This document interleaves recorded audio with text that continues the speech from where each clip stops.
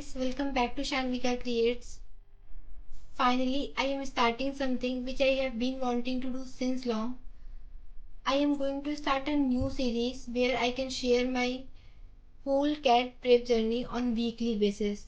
Yes, हर Sunday को ये video आने वाली है जिसमें मैं सब कुछ शेयर करने की कोशिश करूँगी कि मेरी वीकनेस क्या है, मेरा स्ट्रॉन्गेस्ट पार्ट क्या है, या फिर मैं अपने हॉस्टल लाइफ को मैनेज करती हूँ, कैसे मैनेज करती हूँ। इसमें सारी चीज़ें इंक्लूडेड रहेंगी।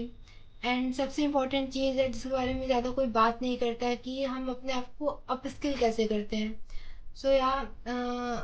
खुद को अप स्किल करना आज के टाइम में बहुत ज़्यादा इम्पोर्टेंट हो गया है, तो मैं कोशिश करूँगी कि मैं सारी चीज़ें इसमें इंक्लूड कर सकूँ। एंड यस, लेट्स सी क्या होता है। अगर आप भी कैट प्रेप कर रहे हैं या फिर किसी भी और एग्ज़ाम की प्रिपरेशन कर रहे हैं, तो या मैं कोशिश करूँगी कि मैं आप सबको थोड़ा बहुत इंस्पायर कर सकूँ और आपके कमेंट से मैं भी थोड़ा बहुत इंस्पायर हूँ। So let start this new journey together. And yes, don't forget to subscribe my channel क्योंकि हर संडे एक न्यू वीडियो आने वाली है। सो प्लीज़ स्टे ट्यून्ड, आप उसको मिस मत करना। So let's start the first vlog of this week.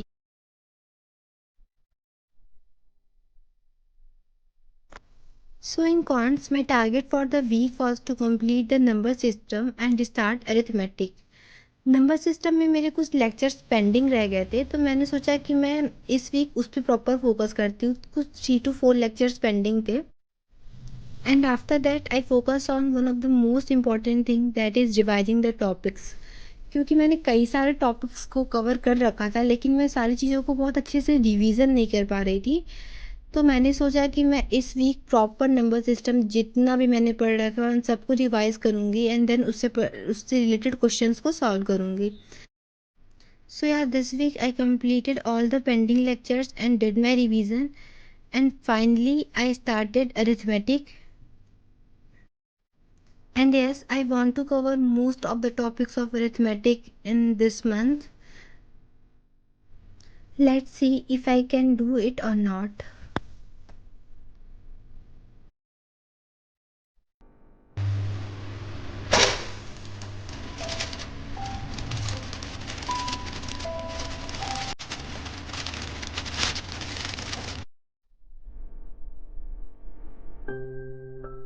For VRC section, this entire week I focused mainly on reading to improve my VRC skills, and जिसके लिए मैंने decide किया था कि मैं 2 एडिटोरियल्स करूँगी and to boost my comprehension skills मैं daily 2 RCs करूँगी। बट मैंने RCs में मैं कंसिस्टेंसी बना करके नहीं रख पाई। आई थिंक मैंने डिसाइड किया था कि मैं कुछ 14 RCs करूँगी, बट वो हो नहीं पाया एंड मैंने कुछ 11 RCs ही कर सके।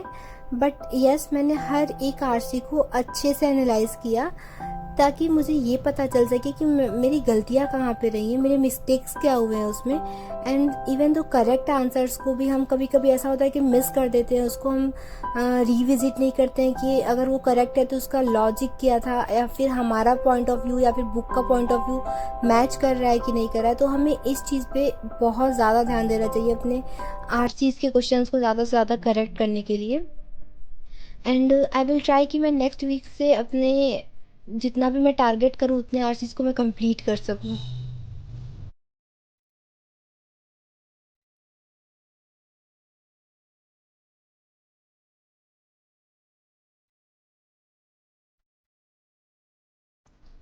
Actually TILR section really haunts me a lot. मुझसे सेट्स जल्दी नहीं बनते हैं। So to improve my this part I am trying a technique जो मैं आप सबके साथ शेयर करना चाहती हूँ कि कोई भी सेट अगर मैं लेके बैठती हूँ सॉल्व करने के लिए, तो उसके उसके लिए मैं पहले उसको 20 मिनट देती हूँ खुद को कि मुझसे ही प्रॉपर बन पाता है कि नहीं।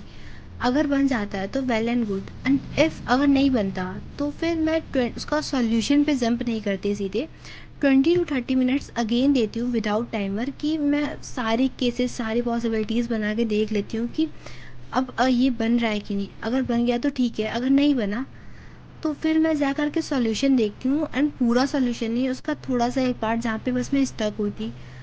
इससे क्या होता है कि हमारी थिंकिंग एबिलिटी बहुत ज़्यादा इम्प्रूव होती है।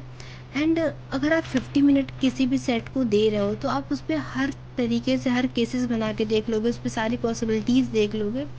सो ये बहुत अच्छा तरीका हो जाता है अपनी DLR सेशन को इम्प्रूव करने के लिए। So yeah guys, this was my 1 week study update. If you are also on a similar journey, I hope this video gave you some motivation. And yes, if you like this video, please don't forget to like, share and subscribe to this channel. It really means a lot and keeps me motivated to share more with you guys. I will see you on a next Sunday with new updates and challenges.